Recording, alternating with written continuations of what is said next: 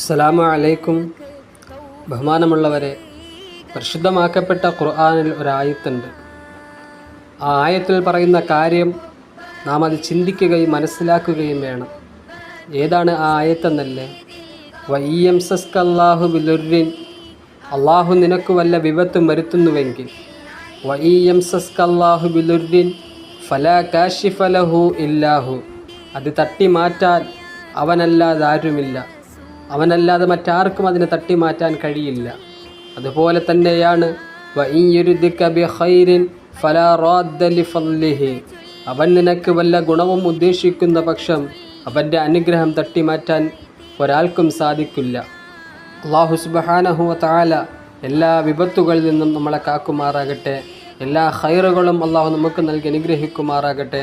പടച്ച തമ്പുരാൻ സകല വിപത്തുകളിൽ നിന്നും നമ്മളെ കാത്ത് രക്ഷിക്കുമാറാകട്ടെ. ആമീൻ. അസ്സലാമു അലൈക്കും.